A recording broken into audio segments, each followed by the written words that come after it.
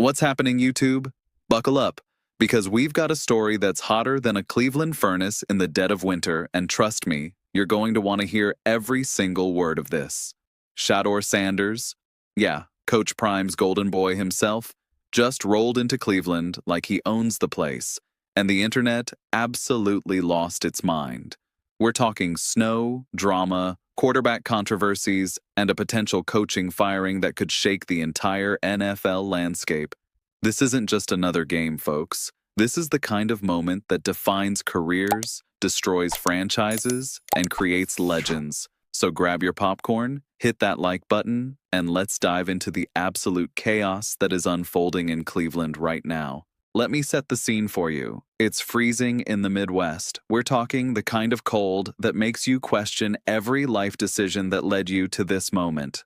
Snow is falling in Cleveland, like Mother Nature herself is trying to send a message to the Browns organization, and into this frozen wasteland walks Shador Sanders, fresh off the plane, ready to take on whatever challenge the football gods throw at him. This isn't just any game, though. This is potentially a career-defining moment for multiple people involved, and the stakes couldn't be higher. Now, before we get into the juicy stuff, let me paint you the full picture of what went down when Shedeur arrived. The footage that's been circulating online is absolutely incredible. You've got Shedeur stepping off that plane, making his way through the facility, and here's the thing that really got me. The dude took time to meet with fans. We're not talking about a quick wave and a smile.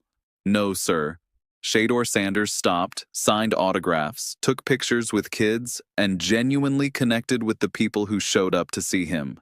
In an era where athletes are increasingly disconnected from their fan base, where everything is carefully managed by PR teams and social media handlers, Shador is out there being real with people. He's signing items for kids who are probably freezing their butts off in the Cleveland cold, and he's doing it with a smile on his face. There's footage from well-off media that captured Shador interacting with young fans yesterday, and it's the kind of content that reminds you why we love sports in the first place. It's not just about the money, the fame, or the highlight reels. It's about those moments of genuine human connection. Watching Shador take time for those kids, seeing their faces light up when they realize they're meeting an actual NFL quarterback, that's the stuff that sticks with you. That's the kind of character that makes you root for someone, regardless of which team you support. And let me tell you, Shador Sanders has been doing this consistently. This isn't a one-time PR stunt. This is who he is as a person. And that's something worth admiring for a long, long time. But let's talk about the elephant in the room, shall we? The Deshaun Watson situation.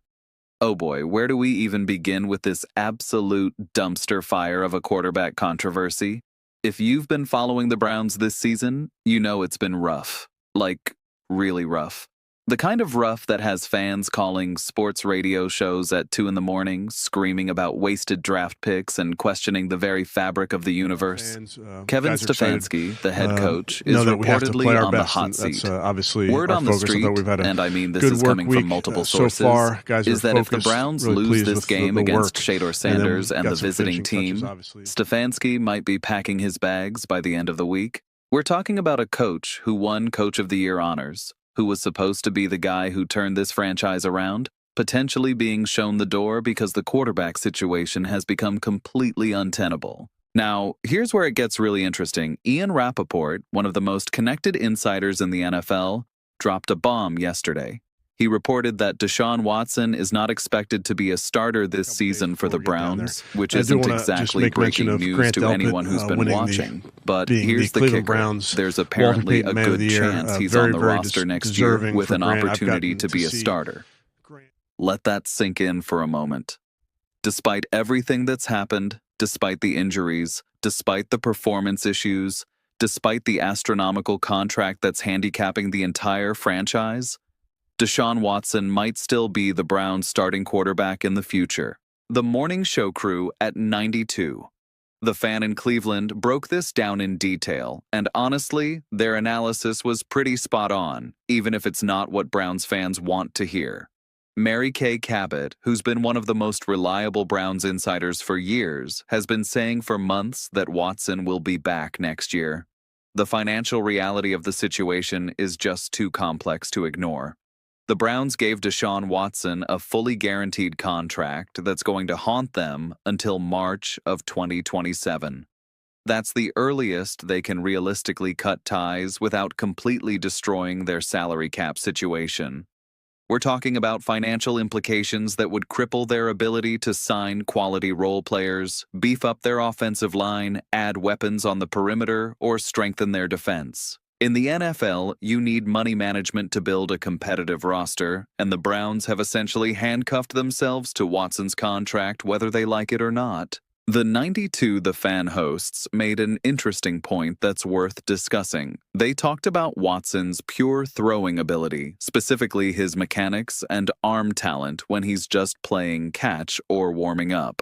According to people who've been on the sidelines during practice, Watson's ability to throw the football is still elite. We're talking about a guy who, back in 2020, put together some of the best quarterback film that coaches and analysts had seen in over a decade.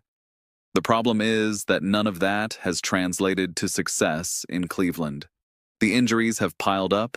We're talking about multiple body parts, recurring issues, and the kind of physical breakdown that makes you question whether someone can actually play 17 games in an NFL season anymore. When you've got a quarterback who's had as many injuries to as many different places as Watson has, how can you confidently say, this is our guy for all 17 games plus playoffs? You can't. It's just not realistic. But here's the uncomfortable truth that Browns management is wrestling with. If they cut Watson, the dead cap hit would be catastrophic. They'd be paying him massive money to not play for them while simultaneously not having the resources to properly build around whoever they bring in as a replacement. It's a classic case of being stuck between a rock and a hard place. Do you keep paying Watson to ride the bench and hope he somehow rediscovers his form from 3 years ago? Or do you take the financial hit, start fresh, and set your franchise back potentially multiple years while you dig out from under the contract?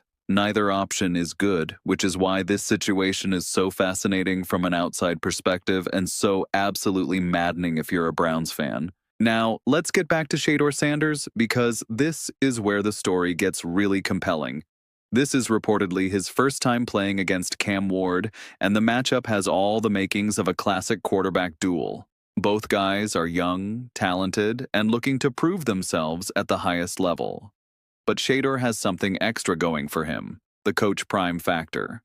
Having Deshaun Sanders as your father and coach means you've been groomed for these moments your entire life. You've got one of the greatest football minds ever constantly in your ear, teaching you how to read defenses, how to handle pressure, and most importantly, how to carry yourself like a professional when the entire world is watching. The footage of Shedeur arriving and warming up in Cleveland has gone absolutely viral, and for good reason. There's one particular photo that's been circulating that's just incredible. It shows Shedeur in full uniform, snow falling around him, warming up before the game with this intense look of focus and determination on his face. It's the kind of image that becomes iconic if the game goes the right way. It's got that perfect blend of atmospheric conditions, high stakes, and a young quarterback ready to prove himself on a big stage. The optics are perfect, and you better believe that photo is going to be everywhere if Shedeur has a good game. Speaking of the weather, let's talk about these conditions for a second. It's snowing in Cleveland, and if you think that's bad, just wait until next week when they head to Chicago. The forecast for Chicago is calling for sub-zero temperatures with brutal wind conditions. We're talking about the kind of weather that makes footballs feel like frozen rocks and makes receivers question their career choices. These late-season Midwest games are always brutal, but this year seems particularly harsh. For a young quarterback like Shador, this is the ultimate test. Can you perform when your fingers are numb? Can you grip the ball when it's slick with snow? Can you make quick decisions when the weather is doing everything possible to slow the game down? These are the questions that separate the pretenders from the contenders. Now, I want to circle back to something that really struck me during the 92 The Fan discussion. One of the hosts made the point that having competition at the quarterback position shouldn't be seen as a problem. In theory, that's absolutely correct. Competition breeds excellence. It keeps everyone sharp, motivated, and accountable. But here's the reality. The Deshaun Watson situation isn't normal competition. This isn't about bringing in a veteran backup who can push the starter and maybe win a few games if needed. This is about a franchise trying to figure out what to do with a $250 million mistake while simultaneously trying to develop a young quarterback who could potentially be their future. The presence of Watson isn't motivating.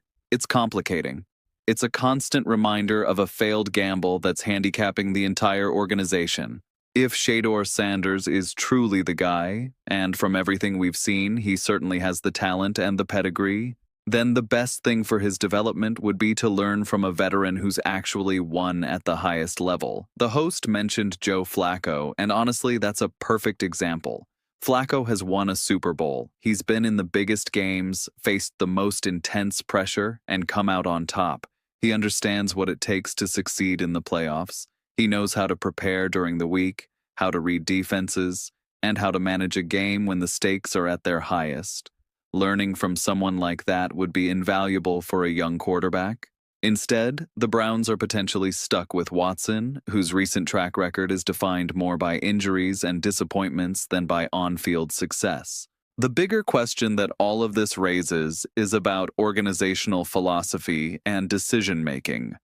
How did the Browns get here? How did a franchise that seemed to be turning a corner, that had a defensive core to build around and some offensive pieces in place, end up in this position? The Watson trade and contract will be studied in business schools and sports management classes for years as an example of how even smart people can make catastrophic decisions when they're desperate to solve a problem. The Browns were so eager to upgrade at quarterback, so convinced that Watson was the missing piece, that they gave up draft capital and guaranteed money that most organizations would never consider. And now they're stuck living with the consequences of that decision for years to come. But enough about the Browns' organizational dysfunction. Let's talk about what actually matters, which is the game itself. Shador Sanders is walking into a hostile environment in terrible weather conditions against a team that's desperate for any kind of positive result. The Browns' season is essentially over, but that doesn't mean they're going to roll over. If anything, that makes them more dangerous. You've got players who are playing for their jobs, coaches who are coaching for their careers, and an entire organization that's trying to salvage something, anything, from a disastrous season. For Shedeur, this is the perfect test. Can you go on the road in brutal conditions against a desperate team and still execute? Can you make the throws that need to be made? Can you lead your team to victory when everything is stacked against you? The psychological aspect of this game cannot be overstated. Shedeur knows that the entire football world is watching. He knows that every throw will be analyzed, every decision will be scrutinized, and every mistake will be magnified. That's the reality of being a high-profile quarterback in the NFL. But here's what sets the great ones apart from everyone else. They thrive in that environment. They don't shrink from the spotlight. They run toward it. They understand that these are the moments that define careers and create legacies. Based on everything we've seen from Shador Sanders so far, both on and off the field, he seems like the type of person who embraces these challenges rather than being intimidated by them. There's also something to be said about the journey that led Shedeur to this moment. Growing up as Deion Sanders' son meant living with impossibly high expectations from day one. Every touchdown pass was expected. Every win was assumed. Any failure was magnified because of who his father is. That kind of pressure would crush most people. But Shedeur has used it as fuel. He's developed a mental toughness that you simply can't teach. He's learned how to block out noise, focus on preparation, and execute when it matters most. Those are the qualities that translate to success at every level of football, and they're exactly what he's going to need in a game like this. The Cleveland Browns insider that's been breaking a lot of this news, GMPAA or whatever his handle is, has been incredibly accurate with his reporting throughout the season. He's the one who first started circulating some of the footage of Shador arriving and warming up. He's got connections within the Browns facility, and based on his track record, when he says something, it's worth paying attention to. The fact that he's been documenting Shador's arrival and the lead up to this game tells you something about how significant this matchup is being viewed within NFL circles. This isn't just another Week 16 game between two teams that aren't making the playoffs. This is a potential turning point for multiple franchises, and the people who cover the league closely understand that. Looking ahead to what happens after this game is equally intriguing. If Shedeur performs well in these conditions against this opponent, with all the external factors working against him, it's going to raise his stock even higher. If the Browns lose and Stefanski gets fired, we're looking at yet another coaching search for a franchise that's already had way too much turnover.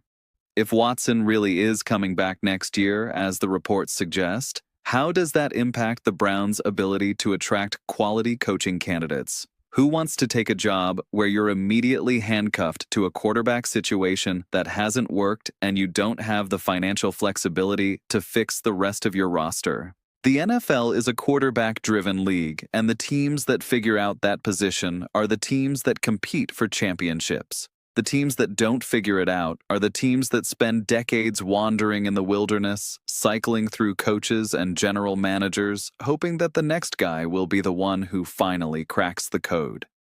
The Browns have been stuck in that cycle for far too long, and the Watson situation has only made it worse. Meanwhile, Shador Sanders is building his resume game by game, showing that he has the talent, the character, and the mental makeup to succeed at this level. The social media reaction to Shador's arrival has been overwhelmingly positive, which is notable in an era where everything is criticized and negativity often dominates the conversation. People are genuinely excited to see him play. They're rooting for him to succeed, not just because of his talent, but because of who he is as a person. That footage of him signing autographs for kids in the freezing cold resonated with people because it showed authenticity. It showed someone who understands that being a professional athlete comes with a responsibility to the community and especially to young fans who look up to you. In a league that's sometimes criticized for players being disconnected or entitled, Shedeur represents something refreshing and hopeful. As we move forward into the final weeks of the season, games like this one take on added significance. For Shedeur, every performance is building his body of work and preparing him for an even bigger stage in the future. For the Browns, every game is another reminder of how far they've fallen and how much work needs to be done to get back to respectability.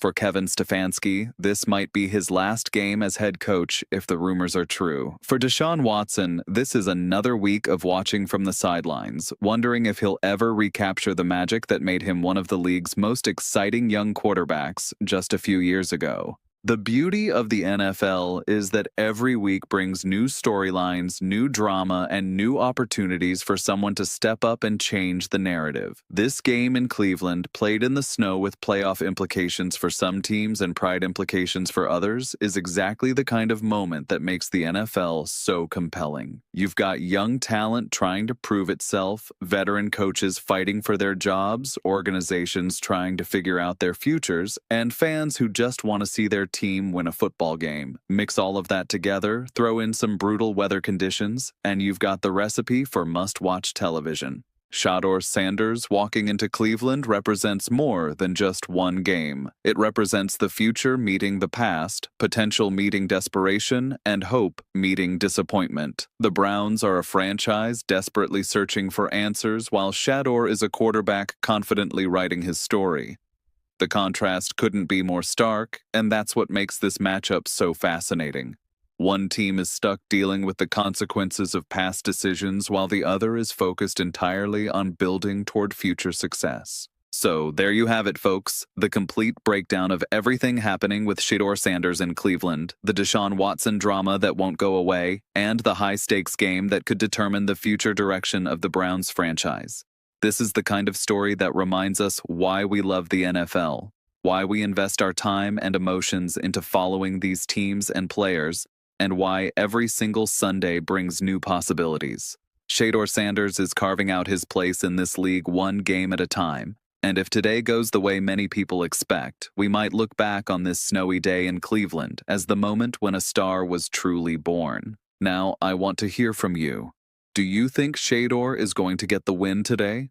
Should the Browns really bring back Deshaun Watson next year? Or should they take the financial hit and move on? Is Kevin Stefanski going to keep his job, or are we about to see another coaching change in Cleveland? Drop your thoughts in the comments below because I genuinely want to know what you're thinking about all of this.